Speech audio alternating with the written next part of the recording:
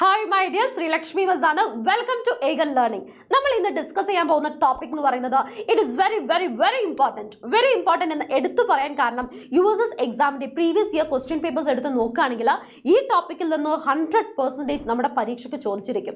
USS exam മാത്രമല്ല കേട്ടോ, NMMS exam ആവട്ടെ അല്ലെങ്കിൽ ഏതൊരു കോമ്പറ്റേറ്റീവ് എക്സാമിനും ഒഴിച്ചുകൂടാൻ പറ്റാത്തൊരു ടോപ്പിക്കാണ് നമ്മൾ ഇന്ന് ഡിസ്കസ് ചെയ്യാൻ പോകുന്നത്. മാത്രമല്ല നമ്മുടെ 7ാം ക്ലാസ്സിൽ നിങ്ങൾക്ക് എക്സാം ഉണ്ട് അല്ലേ, ആനുവൽ എക്സാംസ് ഒക്കെ വരുന്നുണ്ട്. ആ ആനുവൽ എക്സാമിനൊക്കെ എന്ത് ചെയ്യുന്നുണ്ട്, ഈ ഒരു ടോപ്പിക്കിൽ നിന്ന് പരീക്ഷയ്ക്ക് ചോദ്യം 100% ഉറപ്പാണ് ഉണ്ടായിരിക്കും. അപ്പൊ നമുക്ക് ആ ടോപ്പിക് ഏതാണെന്ന് കണ്ടു നോക്കാം. ഏതാണ്? ആസിഡ്സ് ആൻഡ് ആൽക്കലീസ് ആണ്. സോ നമ്മൾ ചെയ്യുന്നത് ഈ ടോപ്പിക്കിൽ പഠിക്കേണ്ട കാര്യങ്ങൾ നമ്മൾ ആദ്യം മനസ്സിലാക്കുന്നു. അതിനുശേഷം നമ്മൾ കുറച്ച് questions USS previous model type questions നമ്മൾ ഡിസ്കസ് ചെയ്യുന്നു. അതോടുകൂടി ഈ ഒരു കൺസെപ്റ്റ് നിങ്ങൾക്ക് ക്രിസ്റ്റൽ ക്ലിയർ ആയിരിക്കും. അപ്പൊ നമ്മൾ ആദ്യം ചെയ്യുന്നത് പ്രോപ്പർട്ടീസ് ഓഫ് ആസിഡ്സ്, ആസിഡുകളുടെ സവിശേഷതകൾ എന്തൊക്കെയാണെന്ന് നോക്കാം. നമുക്ക് എല്ലാവർക്കും അറിയാം ആസിഡ്സിന് എന്ത് രുചിയാണ്, പുളി രുചിയാണ് അല്ലെ, സൂർ ടേസ്റ്റ് ആണ്. മാത്രമല്ല നമ്മൾ ഒരു സബ്സ്റ്റൻസ്, എൻ്റെ കയ്യിൽ ഒരു സബ്സ്റ്റൻസ് ഉണ്ട്, അത് ആസിഡ് ആണോ ആൽക്കലി ആണോ എന്ന് എന്ത് ഉപയോഗിച്ചിട്ടാണ് കണ്ടുപിടിക്കുക?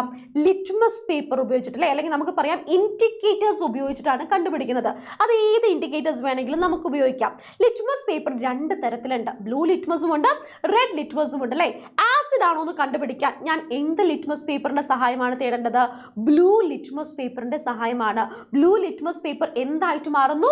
റെഡ് കളറായിട്ട് മാറുന്നു. അപ്പൊ നമുക്ക് എന്ത് പറയാം? ആ ഒരു സൊല്യൂഷൻ ആസിഡ് ആണെന്ന് പറയാം. സംശയമില്ലല്ലോ. ഇനി ഞാൻ കുറച്ച് ആസിഡ് വെള്ളത്തിൻ്റെ അകത്ത് ഡിസോൾവ് ചെയ്യുന്ന സമയത്ത് അവിടെ എന്ത് അയോണുകളാണ് ഉണ്ടാവുന്നത്? H+ അയോണുകളാണ് ഉണ്ടാവുന്നത്. എന്ത് അയോണുകളാണ്? H+ അയോണുകളാണ്. നമ്മൾ ശ്രദ്ധിക്കണം, ഇതൊരു ഹൈ ലെവൽ ചോദ്യമാണ്. നമ്മൾ വെള്ളത്തിൻ്റെ അകത്ത് ആസിഡ് മിക്സ് ചെയ്യുന്ന സമയത്ത് അവിടെ H+ അയോണുകൾ ഉണ്ടാവുന്നു. ഈ H+ അയോണാണ് എന്തിനു സഹായിക്കുന്നത്?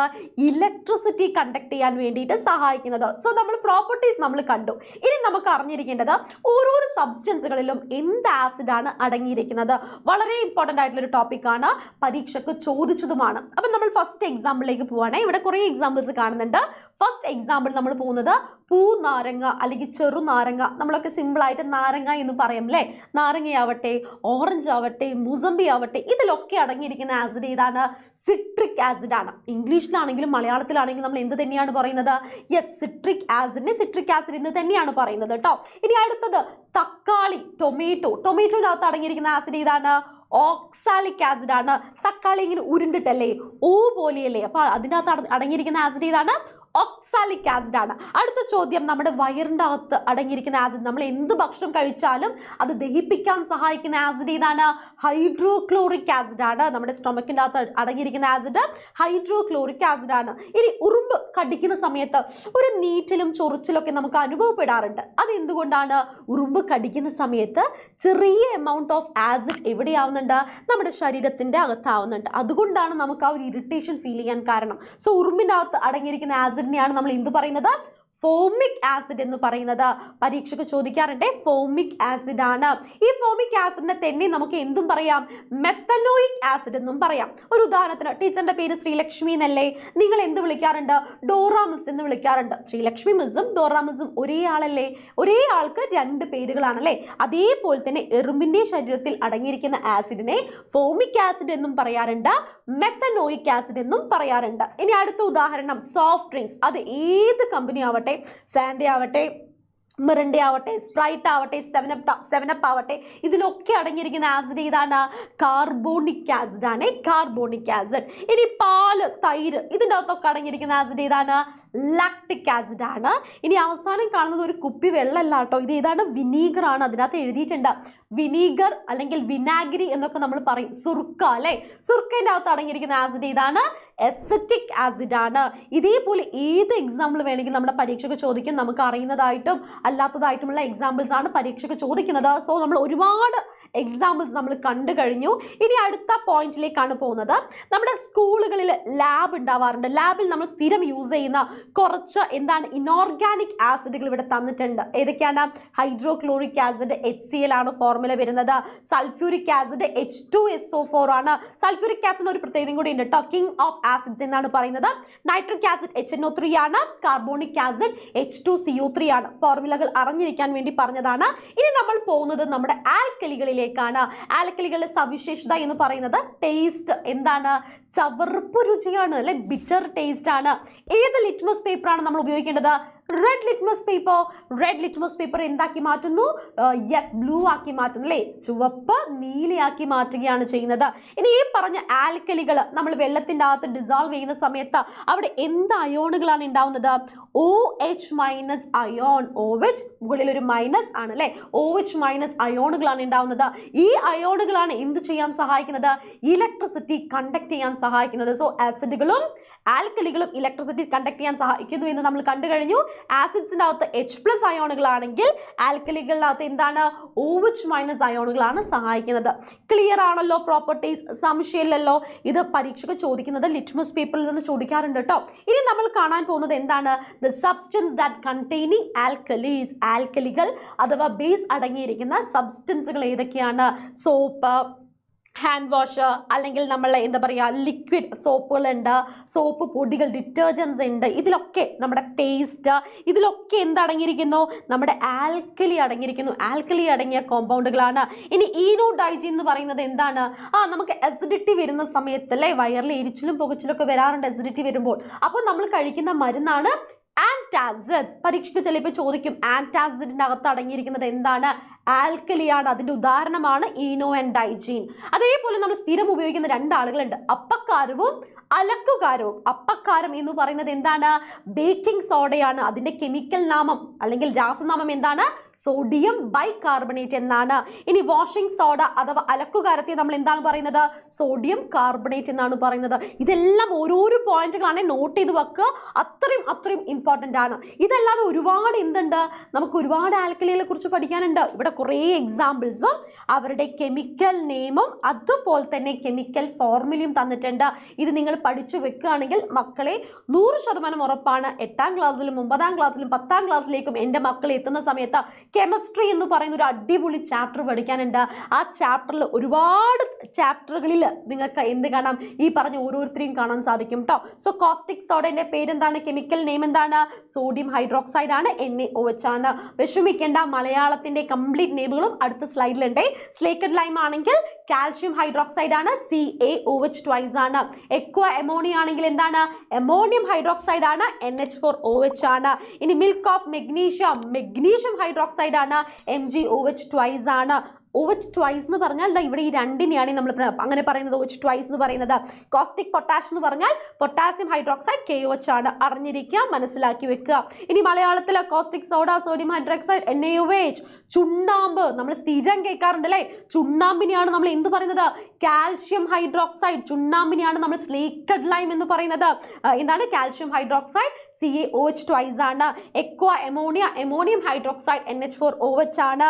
Milk of magnesium hydroxide, MgOH twice ആണെങ്കിൽ കോസ്റ്റിക് പൊട്ടാഷ് എന്താണ്? പൊട്ടാസ്യം ഹൈഡ്രോക്സൈഡ് ആണ്, KOH ആണ്.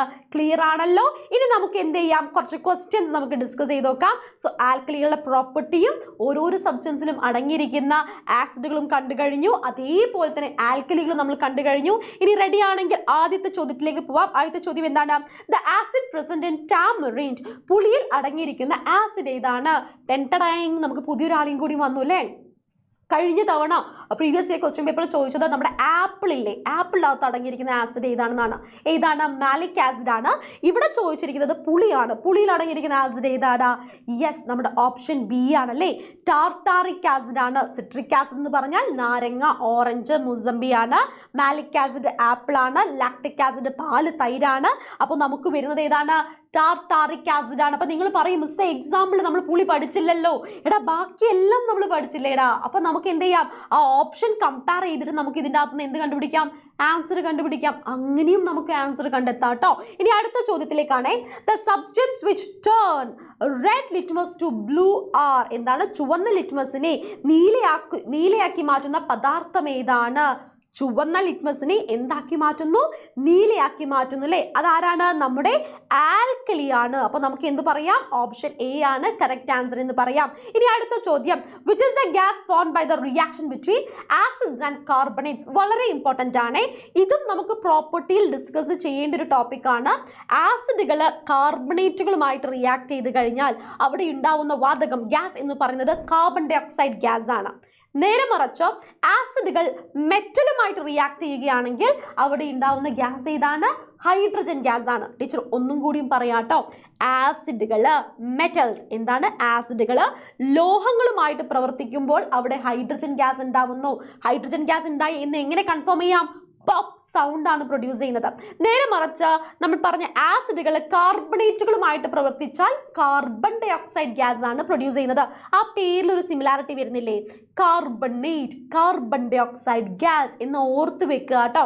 ഇനി കാൽഷ്യം കാർബണേറ്റ് ആണെങ്കിൽ കാർബൺ ഡൈ ഓക്സൈഡ് ഗ്യാസ് ആണ്. മെഗ്നീഷ്യം കാർബണേറ്റ് ആണെങ്കിൽ കാർബൺ ഡൈ ഓക്സൈഡ് ഗ്യാസ് ആണ്. അപ്പോൾ ഇവിടെ നോക്കുക കേട്ടോ, which is the gas formed by the reaction between acids and carbonate. ഏതാണ് നമുക്ക് ആൻസർ വരുന്നത്? ഓപ്ഷൻ ബി ആണ് ആൻസർ വരുന്നത്. കാർബൺ ഡൈ ഓക്സൈഡ് ഗ്യാസ് ആണ് ആൻസർ വരുന്നത്. ഇനി അടുത്ത ചോദ്യം, which is the gas formed by the reaction between acids and metals. എന്താണ്? ആസിഡുകളും ലോഹങ്ങളും തമ്മിലുള്ള പ്രവർത്തനം മൂലം ഉണ്ടാകുന്ന വാതകം ഏതാണ്? Carbon dioxide, oxygen, hydrogen and nitrogen. ഇവിടെ നമുക്ക് വരുന്ന ഉത്തരം ഏതാണ്? യെസ്, നമുക്ക് ഓപ്ഷൻ സി ആണ്, ഹൈഡ്രജൻ ഗ്യാസ് ആണ് നമുക്ക് വരുന്നത്. ഇനി നമ്മുടെ അവസാനത്തെ ചോദ്യത്തിന്റെ തൊട്ട് മുന്നത്തെ ചോദ്യത്തിലേക്കാണ് പോകുന്നത്. The most important constituent in baking powder. എന്താണ്? ബേക്കിംഗ് പൗഡർ അഥവാ നമുക്ക് എന്ത് പറയാം? അപ്പക്കാരം അല്ലേ? അപ്പക്കാരത്തിൽ അടങ്ങിയിരിക്കുന്ന പ്രധാനപ്പെട്ട എന്താണ് ഘടകം ഏതാണ്? കെമിക്കൽ ഫോർമുല നമുക്ക് അറിഞ്ഞിരിക്കണം അല്ലെ? കെമിക്കൽ നെയിം നമുക്ക് അറിഞ്ഞിരിക്കണം. എന്നാലല്ലേ ഇതിന്റെ ആൻസർ ചെയ്യാൻ പറ്റുള്ളൂ. Sodium bicarbonate, anhydrous sodium bicarbonate അല്ല, anhydrous sodium carbonate, potassium carbonate, sodium hydroxide. ഇതിൽ ഏതാണ്? നമ്മൾ നമ്മുടെ സ്ലൈഡിൽ കണ്ടിട്ടുണ്ട് അപ്പക്കാരം അഥവാ എന്താണ്? ബേക്കിംഗ് സോഡ, ബേക്കിംഗ് പൗഡർ ഏതാണ്? സോഡിയം ബൈകാർബണേറ്റ് ആണ്. ഓപ്ഷൻ എ ആണ് കറക്റ്റ് ആൻസർ വരുന്നത്. Sodium bicarbonate. ഫോർമുല എന്ന് പറയുന്നത് NaHCO3 ആണ് കേട്ടോ. മക്കൾ ജസ്റ്റ് ഒന്ന് ഓർത്ത് വെക്കുക. NaHCO3. ടീച്ചർ ഇവിടെ എഴുതി തരാം. NaHCO3 ആണ്. സെറ്റ് ആണല്ലോ. ഇനി the last and final question, name the acid produced by bacteria that destroys enamel. ഇനാമലിനെ നശിപ്പിക്കുന്ന ബാക്ടീരിയയിൽ ഉൽപ്പാദിക്കുന്ന ആസിഡിന് പേര് നൽകുക. മാലിക് ആസിഡ് ആണോ, ലാക്ടിക് ആസിഡ് ആണോ, സിട്രിക് ആസിഡ് ആണോ, അസിറ്റിക് ആസിഡ് ആണോ? ഈ ചോദ്യം എൻ്റെ മക്കൾ തീർച്ചയായിട്ടും എന്ത് ചെയ്യുക? നമ്മുടെ കമന്റ് ബോക്സിൽ കമന്റ് ചെയ്യുക. It is A small homework for you. Okay, നിങ്ങൾ എത്രത്തോളം മനസ്സിലാക്കി, എത്രത്തോളം പഠിച്ചു എന്ന് എനിക്കറിയണ്ടേ? അപ്പൊ നിങ്ങൾ എന്ത് ചെയ്യുക? തീർച്ചയായിട്ടും ഈ ചോദ്യത്തിന്റെ ഉത്തരം കണ്ടുപിടിച്ചിട്ട് കമന്റ് ബോക്സിൽ കമന്റ് ചെയ്യുക. ടീച്ചർ എന്തായാലും ചെക്ക് ചെയ്യും. പിന്നെ എനിക്ക് പറയാനുള്ളത്, നിങ്ങൾക്ക് കൈ കിട്ടുന്ന ക്വസ്റ്റ്യൻസ് എല്ലാം നിങ്ങൾ ഡിസ്കസ് ചെയ്യാം. ഇതേപോലെ ഇമ്പോർട്ടൻ്റ് ആയിട്ടുള്ള ഒരു ടോപ്പിക്കാണ് pH സ്കെയിൽ, pH വാല്യൂ. അതിൽ നിന്നും പരീക്ഷയ്ക്ക് ചോദിക്കാറുണ്ട്. അതെല്ലാം എവിടെ നമ്മൾ ഡിസ്കസ് ചെയ്യുന്നുണ്ട്? നമ്മുടെ ലൈവ് ക്ലാസ്സുകളിൽ, ഏഗൻ USSന്റെ ലൈവ് ക്ലാസ്സുകളിൽ നമ്മൾ ഡിസ്കസ് ചെയ്യുന്നുണ്ട്. അതെല്ലാം കണ്ട് നിങ്ങൾ എക്സാമിന് സെറ്റ് ആവുക. ഫുൾ കോൺഫിഡൻസോട് കൂടി തന്നെ വേണം നിങ്ങൾ എന്ത് ചെയ്യാൻ? നിങ്ങൾ എക്സാം ഹാളിലേക്ക് പോകാൻ. നമ്മുടെ മുന്നിൽ ഇനിയും ദിവസങ്ങളുണ്ട്. ആ ദിവസങ്ങൾ നിങ്ങൾ നന്നായിട്ട് പഠിക്കുകയാണെങ്കിൽ 100% ഉറപ്പാടാ USS എൻ്റെ മക്കൾക്ക് ക്രാക്ക് ചെയ്യാൻ പറ്റും. അപ്പോൾ നിങ്ങൾ ഫുൾ കോൺഫിഡൻസ് ആണോ എന്നും അതേപോലെ ടീച്ചർ ചോദിച്ചതിൻ്റെ ഉത്തരം നിങ്ങൾ എന്ത് ചെയ്യുക? നമ്മുടെ കമൻറ്റ് ബോക്സിൽ കമൻറ്റ് ചെയ്യുക. നമുക്കിനി അടുത്ത വീഡിയോയിൽ കാണാം. Until then, bye bye.